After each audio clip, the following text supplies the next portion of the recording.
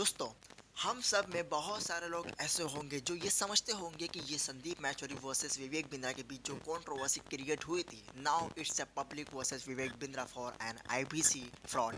But ये reality नहीं है। ये एक ऐसा क्लू नहीं है जो पहली बार हो रहा है। विवेक बिंद्रा समझता है दुनिया में जो मैं हूँ वो कोई नहीं है, और जो मैं करता हूँ वैसा कोई कर भी नहीं सकता, और जो मैं करता हूँ वो सही है, बाकी सब गलत है। रियलिटी में आपको बताने जा रहा हूँ, ये रियलिटी में ऐसा क्यों बोल रहा हूँ, क्योंकि एक वो इंसान होता है जो समझता है कि मैं जो कर रहा हूँ मे बी दैट हो सकता है कि मुझसे अच्छा कोई करे, और जहाँ पर मेरी गलती है वहाँ पर मैं अपनी गलती मान लेता हूँ। बट विवेक बिंद्रा ऐसा नहीं है। आज मैं आपको एक नहीं, दो नहीं, तीन नहीं, बल्कि चार चार ऐसी असॉल्टिंग न्यूज़ या फिर असल्टिंग हेडलाइंस देने वाला हूँ, जो हो सकता है कि आपको पहले से पता थी, बट जिसको नहीं पता थी वो आज इस रियलिटी को अपने सामने से देखेगा कि ये क्या रियलिटी है विवेक बिंद्रा के बारे में। दोस्तों, आज से कुछ टाइम पहले हमने आईबीसी के लिए जो स्टार्टिंग जो फ्रॉड स्कैम के लिए जो इसके ऊपर इमेज लगा हुआ था वो तो चल ही रहा है। बट ऐसा नहीं कि फर्स्ट टाइम है, इसके पहले भी कई ऐसे सारे माहौल, कई ऐसे सारे केसेस इसके ऊपर से गुजरे हैं जो ये खुद ब खुद उसको क्रिटिसाइज करता है। जी गाइस, पॉइंट नंबर वन, एक आरोप ये है इसके ऊपर कि जब ये मामला सामने आया कि आईबीसी के ऊपर इसने ये किया, स्कैम किया है, तो इस बीच इसने अपना आपा खोकर अपने वाइफ के ऊपर असॉल्टिंग की थी। उस असॉल्टिंग के तहत इसके ऊपर क्या बनता है, क्या आपको पता है? हमारा लॉ ये कहता है कि सेक्शन 323, 504 एंड 325 एंड 427 के तहत ये गंभीर नुकसान पहुंचाना है, और इसके तहत इसको जेल भी हो सकती थी, इसके ऊपर डिफेमेशन का केस डाल करके इसको जेल की सज़ा भी हो सकती थी। ये हमारा लॉ कह रहा है, मैं नहीं कह रहा। आप चाहें तो इंटरनेट पे जाके सर्च कर सकते हैं 323, 504, 427 और 325 के सेक्शन में क्या लिखा हुआ है, तो आप जाके आराम से चेक कर सकते हैं। तो इस सेक्शन के तहत उसको जेल भी हो सकती थी, बिकॉज उसने जो नुकसान पहुंचाया है ना, ये काफ़ी गंभीर है, किसी के ऊपर हाथ उठाना। समझ में आ रहा है? ये पहली असॉल्टिंग थी।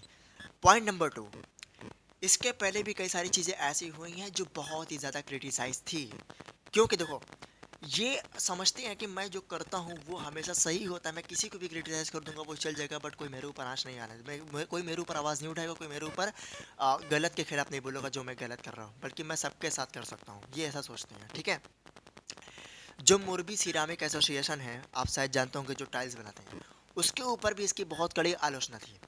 वो ये था कि कि इन्होंने इस सार्वजनिक रूप से, यानी कि अपने सोशल मीडिया पर उसकी निंदा की थी, बहुत ही घटिया बोला था, उसके बारे में जो वर्ड्स वगैरह था वो बहुत घटिया बोला था।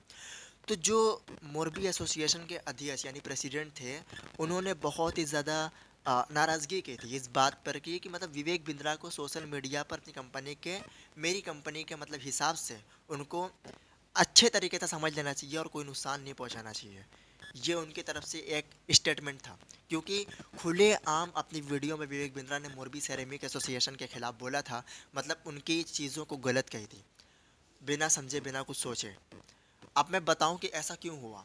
दोस्तों, किसी भी चीज़ को करने से पहले, किसी भी के बारे में बोलने से पहले, उसके बारे में पूरी सच्चाई और पूरी रियलिटी जान लेना बेहतर है। जब आप नहीं जानते हो तो मुंह बंद रखें, और अदरवाइज अगर बोलना है तो पूरी कुंडली उसकी लो, पूरी जानकारी, पूरी इन्फॉर्मेशन ले, ए टू जेड, एक भी परसेंट डाउट बाकी ना रहे। अगर मैं बड़ा बिजनेस के ऊपर, डॉक्टर विवेक बिंद्रा के ऊपर और भी उनकी टीम के ऊपर कोई ऐसी बातें बोलता हूँ, तो वो मेरे पास क्लू है, वो मेरे पास इंफॉर्मेशन है, वो मेरे पास प्रूफ है, और मेरा एक्सपीरियंस के बेस पे मैं बोल रहा हूँ। ऐसा नहीं है कि मैंने किसी को भी देखा और उसके बारे में उल्टा सीधा बोल दिया, ऐसा नहीं है। ये गलत हो सकता है। ठीक है?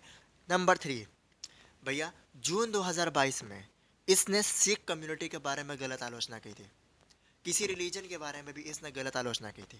यह रियलिटी मैं आपके सामने रख रहा हूँ, आपको हर फोटो स्क्रीन पर दिखेंगे। ठीक है? इसने गुरु गोविंद सिंह साहिब, जो सिख गुरु कम्युनिटी के सबसे बड़े गुरु हैं, ठीक, उनकी आलोचना की थी। उनकी कम्युनिटी के जो हेड होते हैं, उनका नाम था श्री अकाल तख्त साहिब, जो वहाँ के हेड थे, ठीक है, सिख संगठन, जो सिख कम्युनिटी है। तो उसके उन लोगों के बारे में भी इसने बहुत ही घटिया वर्ड्स यूज़ किया था, क्रिटिसाइज़ किया था, इस लेवल पे कि उनके ऊपर केस हुआ, और दुनिया भर में वर्ल्ड वाइड लेवल पर उनके खिलाफ एफआईआर हुई, विवेक बिंद्रा के खिलाफ। और इतना ही नहीं, उसको भैया अपने वीडियो में माफ़ी भी मांगना पड़ा, और साथ ही साथ वो वीडियो भी हटाया गया। तो ऐसा काम क्यों करते हो और ऐसी आलोचनाएं क्यों करते हो जिसकी वजह से तुम्हारा सर सर में से झुक जाए, लेकिन उसके बावजूद भी ये नीच इंसान, ये स्कैमर सर उठा के चल रहा है। इतना घटिया मैंने आज तक नहीं देखा, खुल करके बोल रहा हूँ। चौथा चीज़, बिंद्रा ने आईएमए यानी कि इंडियन मेडिकल एसोसिएशन के अगेंस्ट भी बहुत कड़ी क्रिटिसिज्म की थी। क्या आपको पता है कि किसी डॉक्टर के खिलाफ बोलना, ये तो खुद फर्जी डॉक्टर है, फेक डॉक्टर है, और फेक डॉक्टर होने के बाद ये रियल डॉक्टर को क्रिटिसाइज कर रहा था। ये रियलिटी है। मैं ऐसा नहीं कह रहा कि दुनिया के सभी डॉक्टर सही हैं, मैं ऐसा नहीं कह रहा। और मैं ये भी नहीं कह रहा कि दुनिया के सभी डॉक्टर गलत भी हैं, मैं ये भी नहीं कह रहा। ये अपनी अपनी सोच है।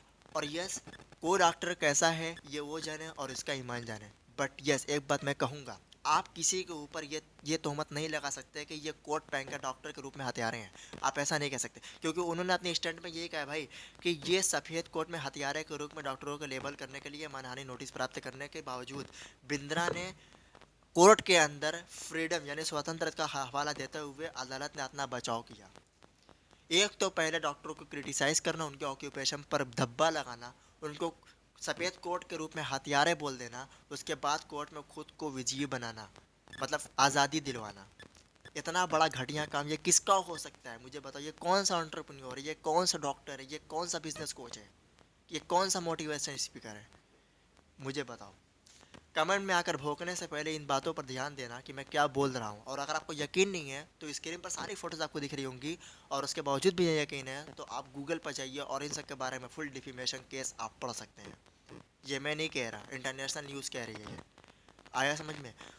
और मुझे पता है कि ऑलरेडी जितने लोगों को पता था, बट यस, जिनको नहीं पता था तो ये पहली बार नहीं है कि ये हो रहा है, ये पहले भी हो चुका है। ये रिलीजन के खिलाफ, किसी के ऑक्यूपेशन के खिलाफ, किसी के बिजनेस के खिलाफ, हर केस में ये फंस चुका है। और इस टाइम जो फंसा है ये स्कैम में फंसा है। मुझे समझ में नहीं आता कि ये मोटा फेक डॉक्टर इतना गिरा हुआ कैसे हो सकता है कि इतना कुछ होने के बावजूद ये सीना तान के चल रहा है। सो इस वीडियो में मेरा मकसद सिर्फ इतना था कि सच्चाई आप लोगों के सामने रखो, क्योंकि सच कभी हारता नहीं है। ओके, चाहे आप कुछ भी कर लो। सो वीडियो पसंद है तो लाइक करो, चैनल पर नहीं हो तो सब्सक्राइब करो, वीडियो को ज़्यादा से ज़्यादा शेयर करो ताकि ये असॉल्टिंग हर किसी को पता लगे। ओके, कमेंट में बताओ कि आपका ओपिनियन क्या है। Wish you all the very best.